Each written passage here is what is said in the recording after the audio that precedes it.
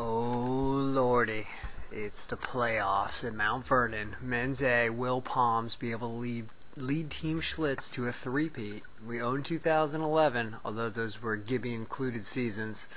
Gibby Jr., Gibby Jr. We did not have either Gibbies in this season, and it showed. And there's a goal early on.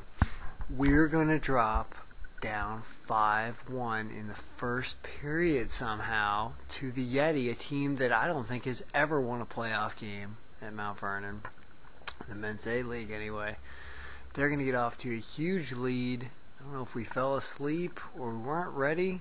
I don't know. We didn't come out to play. There's another goal, a second goal right there. But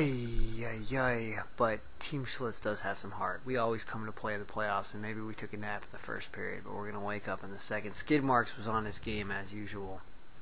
He's going to get some nice points in this game. Not too much in the first. Baker was on his horse, making plays happen as well.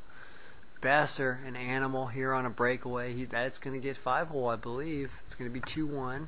It's a nice, helpful goal there in the first period, make it 2-1. But we're going to let them add to their lead in the first, unfortunately. We had some issues early on. Yeti brought some of their better players. Got to give them credit, especially when I'm not picking up anybody on D. I should have been taken out and shot. Somebody should just take me out back and put the skate right across my jugular and told me to go home, because there's another goal. It's 4-1. You can see me on my ass. It's going to be a lot of me on my ass when there are big goals. Luckily, the very last goal of the game, it's not on tape, but I was on my ass for that one too. Breakaways all over the place. They're going to put those in. It's like 5-1 here. I was out there for that one too. My God, we were looking down at our shoes, at our skates on the bench, wondering what was going on, getting burnt some more. At least Zansky makes a save there. 5-1 at the end of the first. At least we woke up in the second, and we started getting some pressure here later in the first. Skid Marks Milano, Spanky was a good line, had at least 4 or 5 of our goals, I'm sure. We'll have to do all the numbers on that. Got a little chippy there late in the first. That's what we needed. Needed to mix things up a little bit. More Baker hustle. This is Clover whiffing at it twice in front of the net. I should have just ran that puck in with my foot or something. Late in the first, couldn't get it, so we moved to the second. It's right, knocking some people over. At least I'm not hurt after this game. Oy, Zansky with a save. Still down 5-1, but this is when the comeback starts here.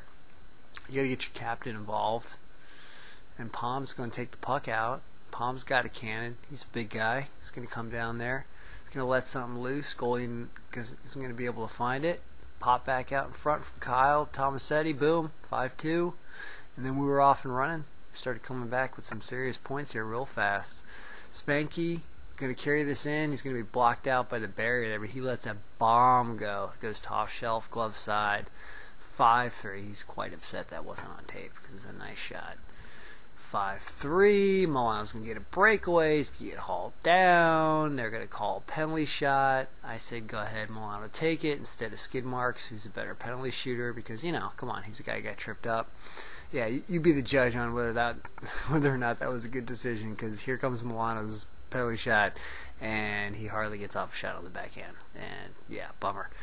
So, but hey, guess what? Like, less than 5 seconds later, Skid Mark's going to do this all by himself on the face-off. He's going to win the puck, he's going to take the puck, and he's going to snipe. And there you go. It's 5-4. And we're feeling it now. We are coming back. This is only like 5 or 6 minutes into the second period. We've already cut it from 5-1 to 5-4. Clover's almost going to put that in.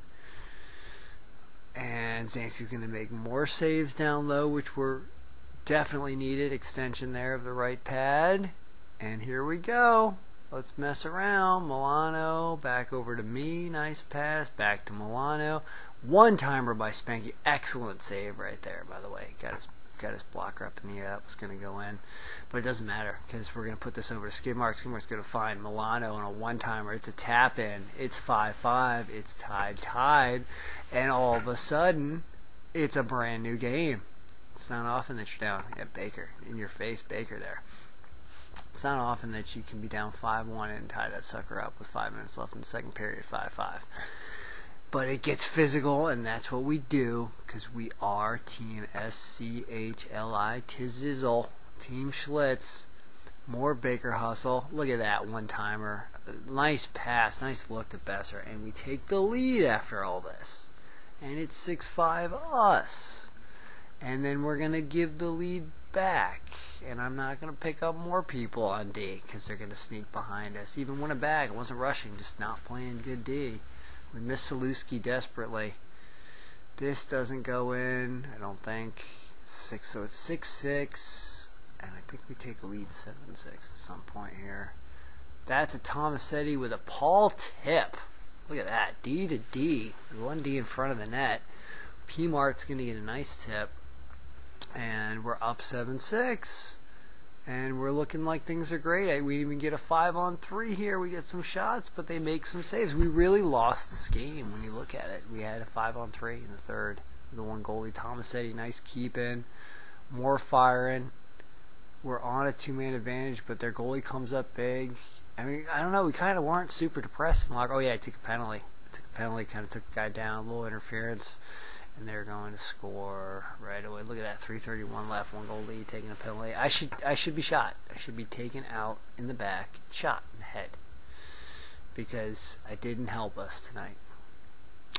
I did not help us, and there's going to be a goal somehow. Yep, people falling all over each other, and it's 7-7, and that's just super. And then, as if it wasn't enough, this guy's going to get a break, and he's going to be awarded a penalty shot, even though he kind of got a shot off.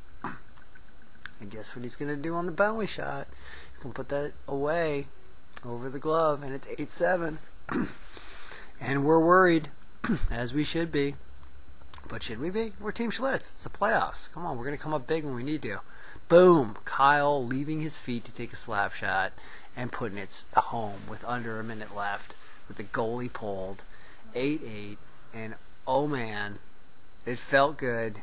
Really felt good to get that goal late. There's a almost. They're still in regulation time.